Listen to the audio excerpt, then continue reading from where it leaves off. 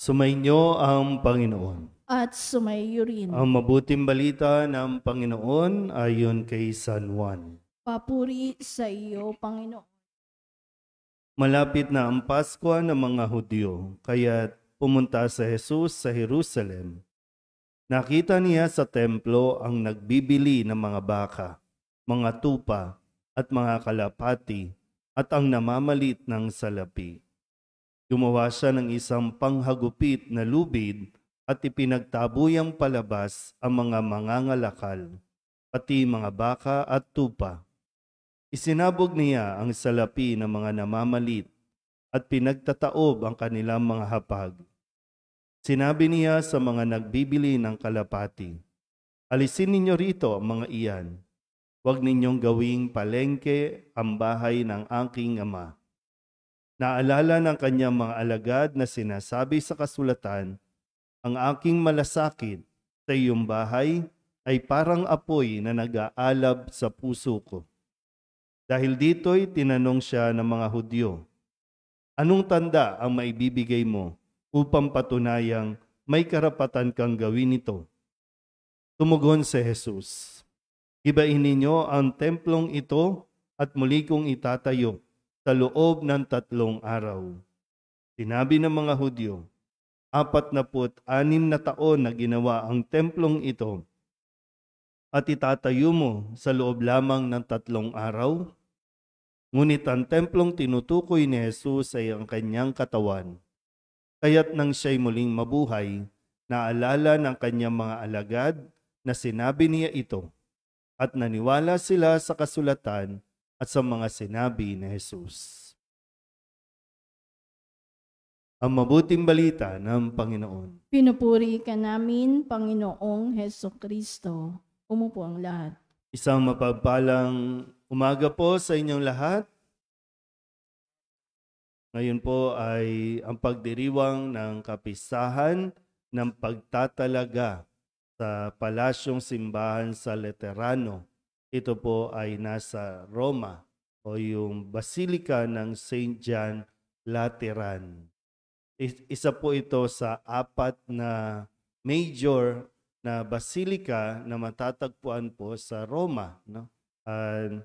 Ito po ang luklukan ng obispo ng Roma. Sino ang obispo ng Roma? Pope Francis. Bagamat parati nating nakikita doon sa St. Peter's Basilica, no, doon siya nagmimisa, doon siya nagkakaroon ng pagtitipon, pero bilang obispo, ito ang kanyang luklukan, no? Para bang Manila Cathedral, no? So ito yung tinatawag din na ina ng lahat ng simbahan sa buong mundo. Pinakasimbahan dahil nga ito yung luklukan, no, ng Santo Papa. Sa ating mga pagbasa, narinig natin ang yung bang pagpapaliwanag, no? Ano ba yung kahalagahan ng templo o ng simbahan para sa atin? Ang simbahan o ang templo ay ang tahanan ng Diyos. So, kung tahanan ng Diyos at ito ang kanyang pinananahanan, nais niya na ang kanyang mga anak dito magtipon-tipon. Nakukuha po ba? Dito magtitipon-tipon. At dito, sa tahanan ay nakakakuha tayo ng buhay na nagiging source of life. Dapat, no? Kasi yun yung intensyon, no, na pagmumulan ng buhay ng mga taong medyo pinanghihinaan, nawawalan ng gana, lalo tigit sa mga nagugutom pagdating sa spiritual, pagdating sa paggagabay. Ito yung pinapaliwanag, no, sa ating. Kaya nga, ganun na lang yung hinanakit o galit ni Jesus nang siya po ay pumunta sa Jerusalem, doon sa templo, nang makita niya na nawala yung kaayusan, kabanalan, ano pa ba? Kapayapaan doon sa templo kasi ano ang naroroon? Sabi dito, ginawa ninyong palengke ang tahanan ng aking Ama. Imagine niyo na lang, maraming palengke dito sa paligid natin.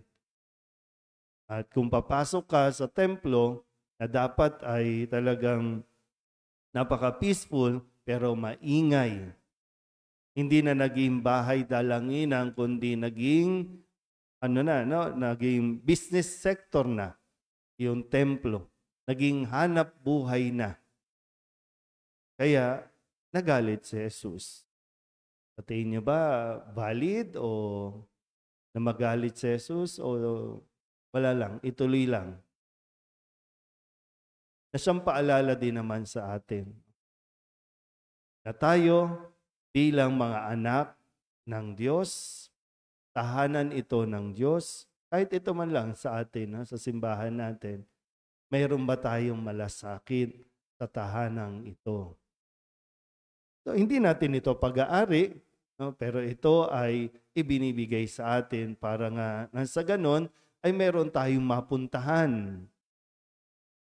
Sa paligid natin, sa dami ng nangyayari sa paligid, mayroong matatagpuan na isang bahay dito sa Kamba, bahay ng Birhen ng Soledad, na matatagpuan na matapos ng lahat ng pagod ng mga tao dito, o pwede kang mamahinga dito.